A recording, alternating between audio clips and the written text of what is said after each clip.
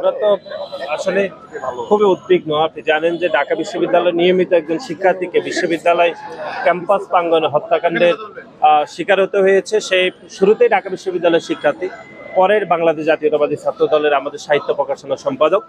আমরা মনে করছি এটি পুরো বিশ্ববিদ্যালয় শিক্ষার্থীদের জন্য এক ধরনের হুমকি স্বরূপ, তাদের নিরাপত্তার জন্য। সেজন্য আমরা আজকে খুনিদের গ্রেপ্তার, বিচারের দাবি এবং বিশ্ববিদ্যালয় প্রশাসন যে নিরাপত্তা দিতে পারেনি, চরমভাবে ব্যর্থ হয়েছে। বিশেষ করে ঢাকা বিশ্ববিদ্যালয় মাননীয় প্রক্টর, মাননীয় উপাচার্য মহোদয়, বিশ্ববিদ্যালয়ের অভিভাবক হিসাবে তারা ব্যর্থ হয়েছে। এবং আপনি জানেন 5ই আগস্ট পরবর্তী সময় 2টি হত্যাকাণ্ড হয়েছে এখানে, এবং এরকম নজিরবিহীন ঘটনা যে সাক্ষী হতে হয়েছে গণ অভ্যুত্থান পরবর্তী সময়, এটি খুবই উদ্বেগের এবং এটি উৎকণ্ঠা। সেই জন্য আমরা মনে করছি যে অনতি বিলম্বে ঢাকা বিশ্ববিদ্যালয় মাননীয় প্রক্টর এবং মাননীয় ভাইস চ্যান্সেলরের অনতি বিলম্বে পদত্যাগ করা উচিত। শিক্ষার্থীদের নিরাপত্তা দিতে তারা চরমভাবে ব্যর্থ হয়েছে। আমরা এটাকে সম্পূর্ণভাবে রাষ্ট্রের একটা অরাজকতা সৃষ্টি করার একটা পরিকল্পনা মনে করি। জানেন ঢাকা বিশ্ববিদ্যালয়ের আমাদের সহযোদ্ধা এস এম হলের সম্পাদক সাম্য, এই সাম্য গতকাল রাত্রে সরাদ উদ্যানের সাম্যকে নির্মমভাবে হত্যা করা হয়। এটাকে আমরা মনে করি একটি গুপ্ত সংগঠন এবং নিষিদ্ধ সংগঠনের সম্পূর্ণই পরিকল্পনা। বাংলাদেশের মানুষকে বাংলাদেশের ভিতরে একটি অরাজকতা সৃষ্টি করার জন্য এটা একটি পূর্ব পরিকল্পনা মনে করি। আমরা অতি দ্রুতই বর্তমান সরকারের কাছে আমাদের সহযোদ্ধাদের এই হত্যার বিচার চাচ্ছি এবং খুনিদের অতি দ্রুতই গ্রেপ্তারের দাবি জানাচ্ছি। আপনারা জানান, আমাদের কিছুদিন আগে আমাদের প্রাইভেট বিশ্ববিদ্যালয় ছাত্র দলের জুলাই আন্দোলনের বীর সেনানী আমাদের সেনের ফারভেজকে, আমাদের ছাত্রদল নেতা সেনের ফারভেজকেও এভাবে নির্মমভাবে হত্যা করেছে। সেখানে তদন্তে বেরিয়ে যাচ্ছে আপনার সাবেক ছাত্রলীগের একটি ইউনিটের সাধারণ সম্পাদক, যে বৈষম্য বিরোধী ছাত্র আন্দোলনের ব্যানারে 5 তারিখের পরে বৈষম্য বিরোধী ছাত্র আন্দোলনের ব্যানারে পুনর্বাসিত হয়। তারা এই পুনর্বাসিত হয়েই এই সমস্ত হত্যাকাণ্ডের সাথে জড়িত। তারই ধারাবাহিকতায় গতকাল রাত্রে সাম্যকে হত্যা করা হয় এবং সাম্যের উপরে নির্মম হামলা করা হয়।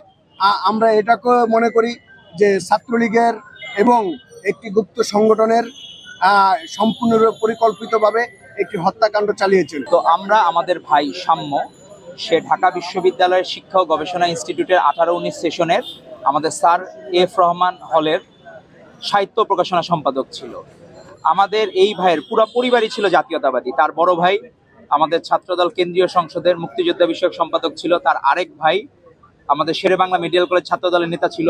পুরো জাতীয়তাবাদী পরিবারকে তারা একবারে শোকের সাগরে ভাসিয়ে দিয়েছে এবং সারা বাংলাদেশের মানুষ আজ এক শোকের দিন ধারণ করছে। কারণ এত মেধাবী একটা ছেলেকে এইভাবে স্বাধীন দেশে, আমরা যদি বলি যে আমরা তথাকথিত স্বাধীনতা, কিন্তু এই স্বাধীনতা তো আমাদের এই ঢাকা বিশ্ববিদ্যালয়ে বিস্তৃত চূড়ান্তভাবে ব্যর্থ। উনি কিসের স্বাধীনতা দিচ্ছেন? আমার ভাই যেখানে স্ট্যাবিং এর ওপেনলি স্ট্যাবিং এর শিকার হয়ে মারা যাচ্ছে, এটা তো হচ্ছে পৃথিবীর ইতিহাসে বিরল।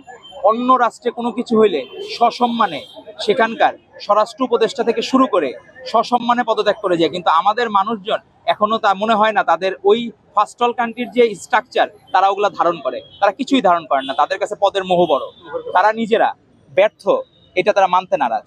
তো আমরা চাই পরবর্তী দিনগুলোতে যাতে আমরা এরকম যাতে দুর্ঘটনা না ঘটে এবং আমরা সুষ্ঠুতন্ত্রের মাধ্যমে 24 ঘন্টার মধ্যে যারা এই হামলাকারী এবং হত্যাকারী, আমরা তাদেরকে 24 ঘন্টার মধ্যে গ্রেফতারের জোর দাবি জানাচ্ছি। এবং আমরা চাই ঢাকা বিশ্ববিদ্যালয়ের ভিসি অবিলম্বে পদত্যাগ করে উনি নিজে জাতির কাছে ক্ষমা প্রার্থনা করবেন, উনি যে চূড়ান্তভাবে ব্যর্থ। ঢাকা বিশ্ববিদ্যালয়ের স্টুডেন্ট হত্যাকাণ্ড শিকার হয়েছে, এর চেয়ে নির্মম এবং নির্মম বর্বর যে ইতিহাস আমরা দেখিনি এর আগে। ঢাকা বিশ্ববিদ্যালয় ক্যাম্পাসে আমাদের স্যার এফ রহমান হলের সাহিত্য প্রকাশনা বিষয়ক সম্পাদক সাম্য তার নিজ ক্যাম্পাসে হত্যাকাণ্ডের শিকার হয়েছে।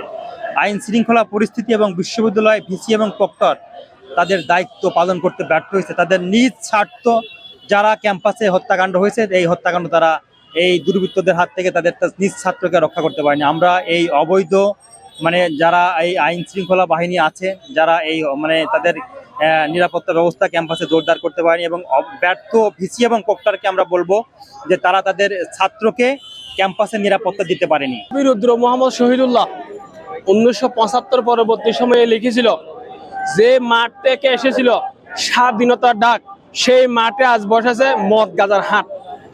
মদ গাজার হাট সোহরাওয়ার্দী উদ্যানে আগেও ছিল, এখনো আছে। তার সর্বশেষ প্রমাণ এই শাহরিয়ার আলম সাম্যের হত্যা। ঢাকা বিশ্ববিদ্যালয় ক্যাম্পাসের পাশে শাহবাগ থানার অদূরে এই সোহরাওয়ার্দী উদ্যান যে মদ গাজার আসর বসে, এখানে যে মাদক সেবীরা মাদক সেবন করে, এখানে যে হচ্ছে এক ধরনের সিন্ডিকেট আছে, সেই বিষয়ে থানা কোনো ব্যবস্থা নেয় না, প্রশাসন কোনো ব্যবস্থা নেয় না।